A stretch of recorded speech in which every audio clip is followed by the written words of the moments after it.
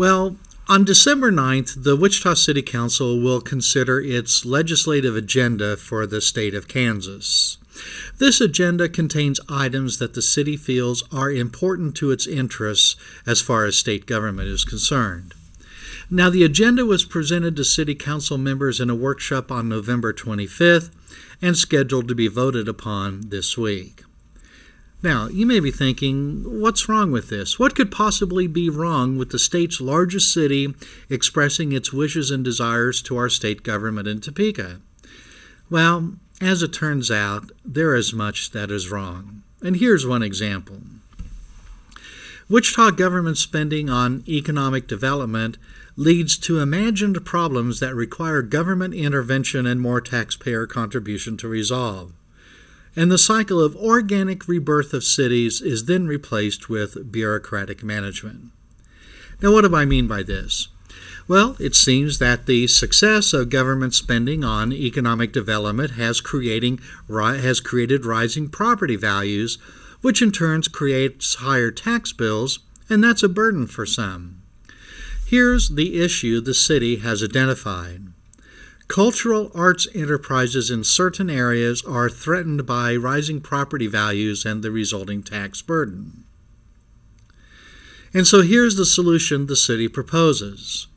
The Wichita City Council supports state legislation that would allow local governments to use innovative measures to protect cultural arts enterprises from circumstantial increases in property taxes. The intent is to nurture and preserve arts activity throughout the city of Wichita and the state of Kansas. That's from the city's legislative agenda.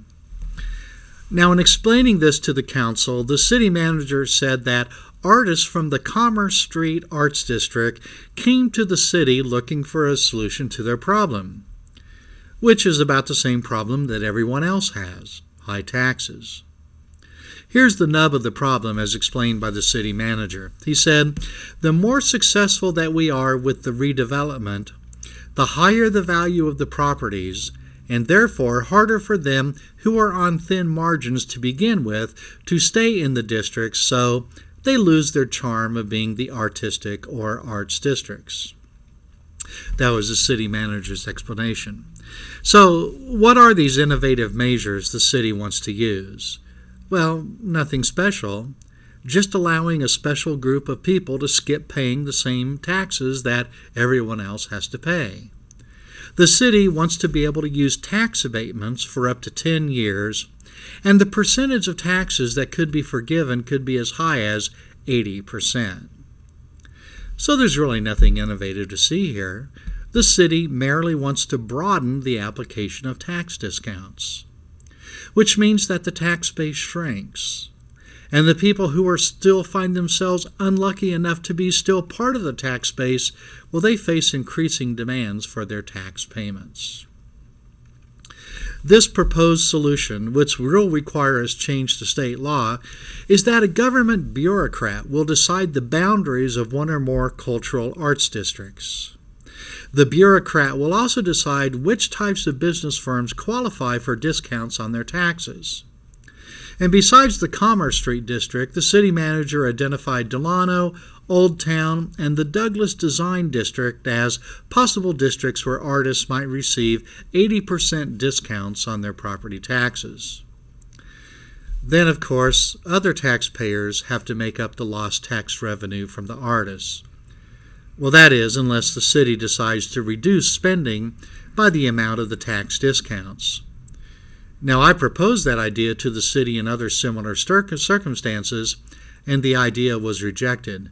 I really believe council members thought I was delusional to suggest that. Now, there are many people in business firms that operate on the same thin margins that the city manager wants to help artists escape. And we see them come to City Hall all the time seeking special treatment. As a result, the city plans and manages an increasing share of the economy, and economic freedom, entrepreneurship, and the potential for a truly dynamic economy declines. Now, there are many problems with the idea the city is proposing. First of all, just what is an artist? just what are cultural arts enterprises? In my mind's eye, I took a walk through the Douglas Design District in Delano. Well, actually, I use Google Maps. But I noted some of these types of business firms. There are tattoo parlors. Well, we don't call them tattoo artists for nothing, do we? There are several musical instrument shops. The people who work there demonstrating instruments, aren't they artists? And the craftsmen who build and repair musical instruments, isn't that an art form? There are advertising agencies.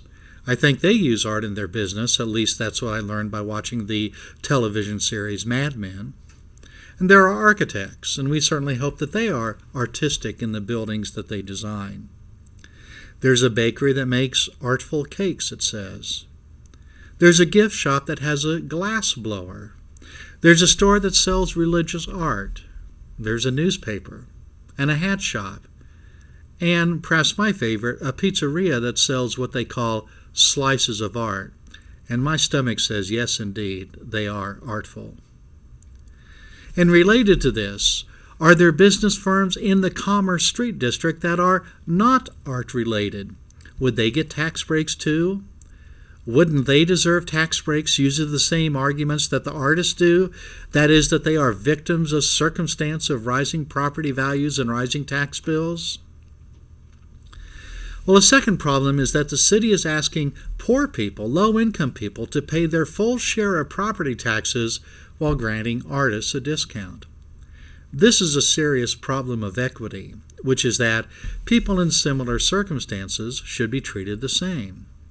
Just because someone chooses art as a business or vocation, that doesn't mean that they should be treated specially with respect to the taxes they have to pay.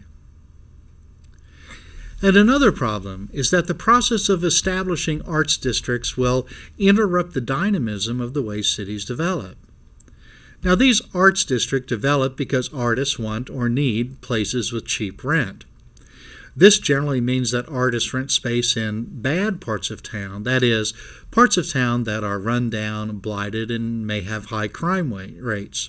That's why the rent is cheap there. Then if things go well, that is, the artists are successful and a community develops, things get fixed up. Rents rise. Taxes rise. The artists can't afford the higher rent and taxes, and they have to move on, which means the cycle repeats. The artists on the cutting edge find other places to move to, and the cycle repeats. Other parts of the city are reborn organically through the benefits of markets, not government bureaucracy. This is a good thing. Except, the city of Wichita is proposing to end this cycle by granting discounts on taxes to artists so that they remain where they are. And the result? We replace dynamism with stagnation by bureaucracy. And the city says this is innovative.